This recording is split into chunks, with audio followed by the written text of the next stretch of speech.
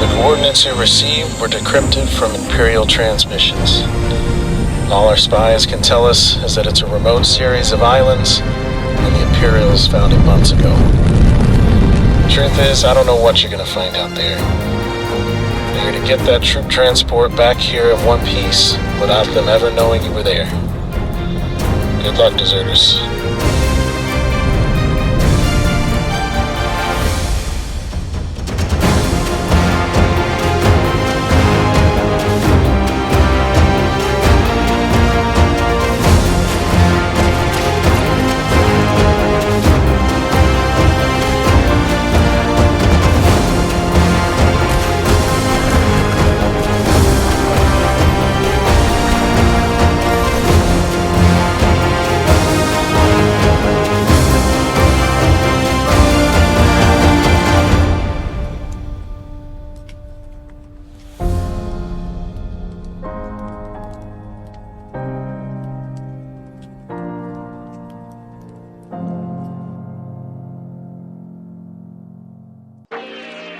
Welcome back, builders, to a tutorial that's very special to me.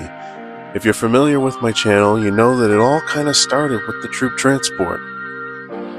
The version 1 was one of the earliest builds I shared in Crafty's Discord. The version 2 was my first ever LEGO Fortnite YouTube video. And the version 3 was my first tutorial. Shout out to anyone who survived that one. So now, whether the V4 is the first of my tutorials you're watching, or if you've been subscribed since the OG, a heartfelt thank you. Don't forget to catch the mini-movie after the credits, and without further ado, let's get into this. Starting with the hull. Place a dynamic foundation down, then place 2 enclosed cabin rears on the side of that foundation, as far towards the edge as you can place. Then add 2 more cabin rears on top of the first set. Repeat these steps on the opposite side.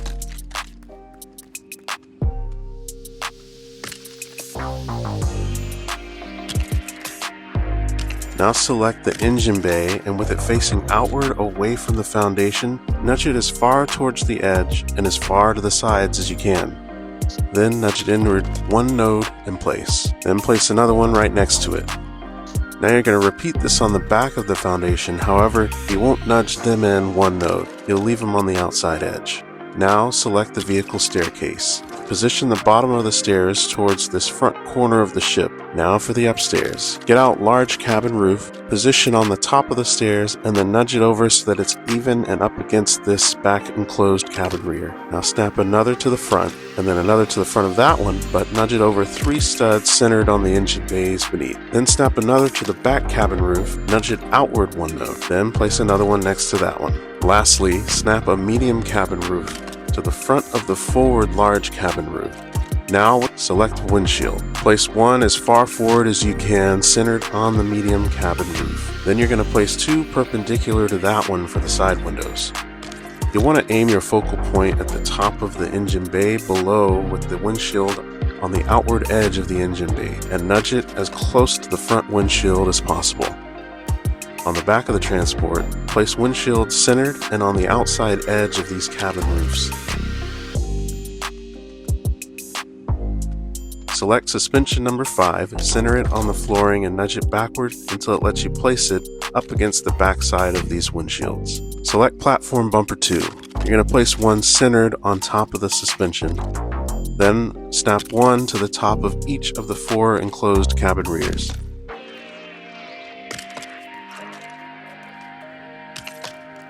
Now for the roof. Hop up on the top of the transport walls, center a large cabin roof on the inside edge of one of the platform bumper 2s. Then repeat this to make a 2x2 square. Climb back down into the second floor cabin, center a cabin roof underneath the ceiling and nudge it forward as far as it will go. Then center another one underneath that one and nudge it forward as far as it will go. That'll enclose the cockpit. On the back of the ceiling, center 1 more underneath and nudge it backwards as far as it'll go. To finish closing in the cabin, place a medium fender on the left and right sides as far forward as they will go.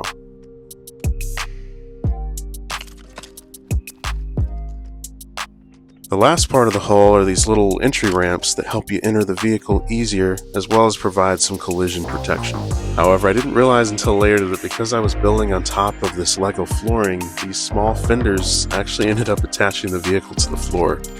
So when you add your entry ramps, make sure you add them when the vehicle is on top of actual ground and not Legos. Place a steering wheel of your choosing in the cockpit. I place mine back and slightly to the side so that if I exit in front of the steering wheel, I can get around it to the rest of the cabin. On to the wings. Using the snap feature, snap 2 small balloons to the upper innermost snap point on these enclosed cabin rears. Do this for the other side as well, before starting on this first wing, in order to keep the vehicle more balanced while building it out.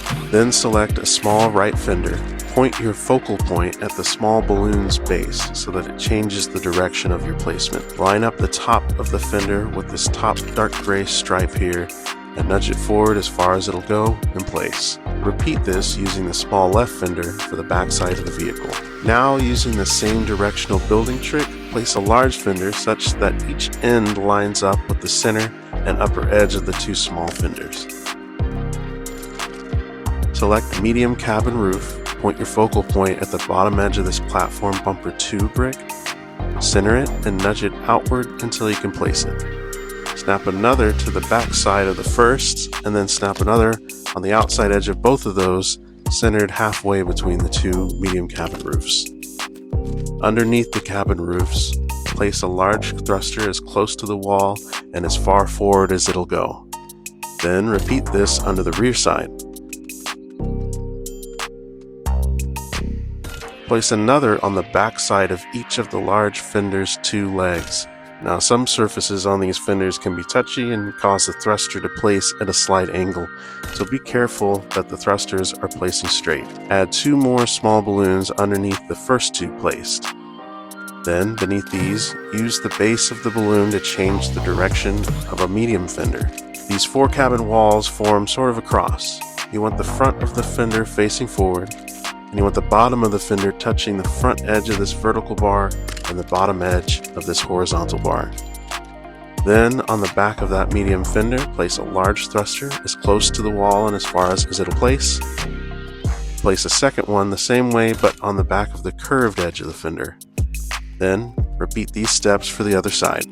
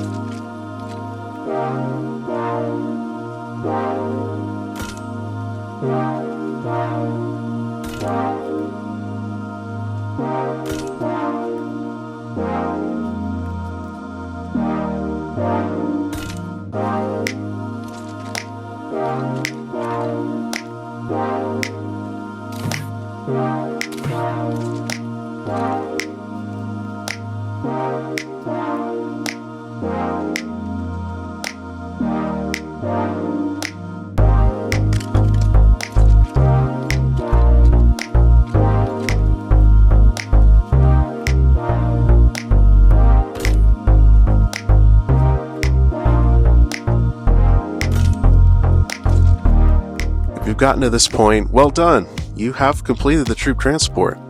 If you want to go your own direction with customizations, feel free to jump ahead to the thruster configuration stage. I like to customize the V4 with these flat light bars as exterior lighting, nest 2 between the roof and these medium fenders, and the other 2 on the inside edge of these small fenders.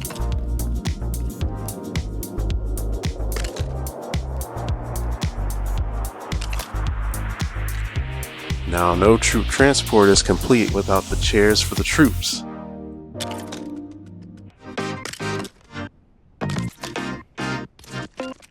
I put interior lighting on the opposite wall,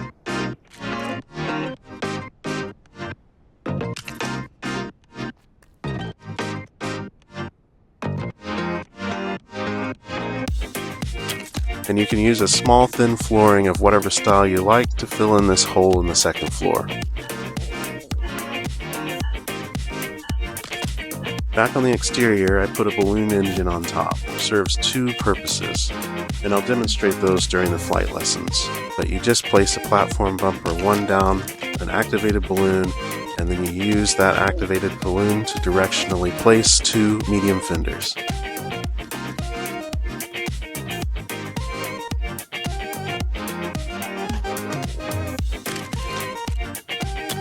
Lastly, you can use a flooring of your choice to hide the lower small balloons on the wings. For this interior design stage, I didn't list the resources as required because it's truly up to you to decide what else that you want to use the cabin space for. For this tutorial, I'm going to load this troop transport down with multiple workstations and plenty of storage to show the upper limits of what the ship can hold. But let me know down in the comments section what you plan to carry in your troop transport.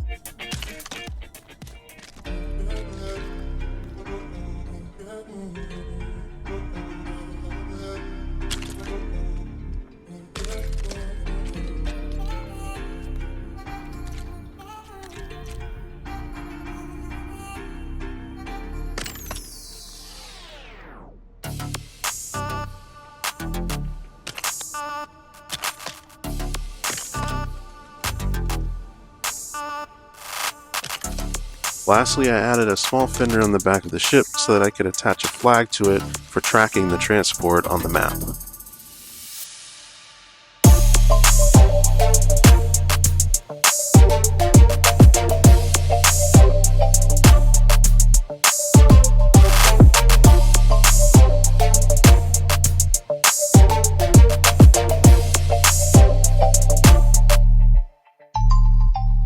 Alright, let's get these thrusters configured so that we can do a test flight. Set both the front left downward facing and rear facing thrusters to channel 1. Set the rear left downward facing and rear facing thrusters to channel 2. Then on the other side, do the opposite, setting the front right thrusters to channel 2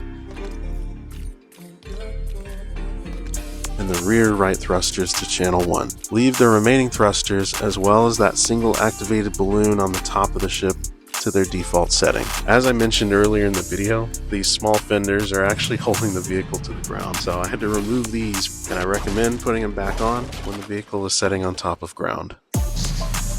Channel 3 is forward. Channel 1 and 2 together lift the ship up and at a slight angle so it moves in reverse. The heavier load you have in the back of the ship, the harsher the angle is.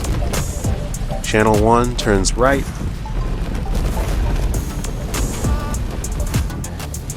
and channel 2 turns left. Whoa, whoa, whoa! Don't tell my kid I hit his shack again. But in my defense, it's a terrible location for a home. Channel 4 is what I call your balloon propulsion. If you're not familiar, I have a video on my channel about this sort of turbo boost behavior introduced with the activated balloons. The other purpose this topside balloon serves is it levels out the ship if you have it loaded down with a lot of stuff like this one.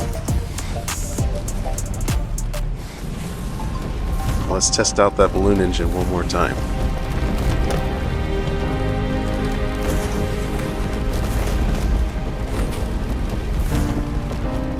That was almost terrible. We almost lost a wing.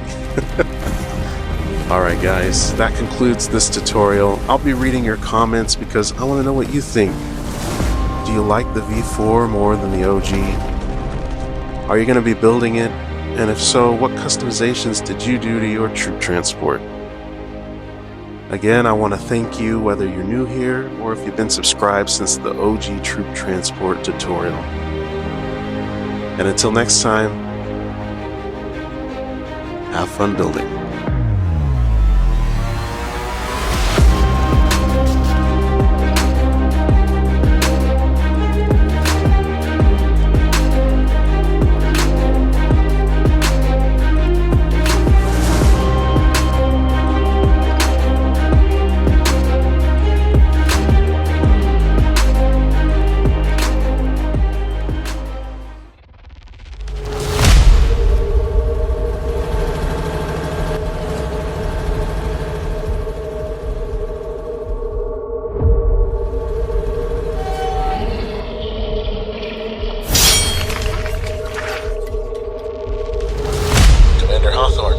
Please tell me you boys ain't scared of a couple skellies. No, sir. Well, good. Because Command want these mines operating 24/7. The Isles is the only place with some of these materials. What is that thing? I don't know. That's a nice haul there, Sergeant. Gold, red rock, and emerald all in one cave. You scout another cave like this, I'll make sure you boys get some leave time. Sir, I think I see something in the tree line right there. Stay where you are, Corporal. Puffy and I'll check it out. He calls it Puffy? Uh-oh. What do you mean, uh-oh? That thing's coming this way. Stay down and quiet.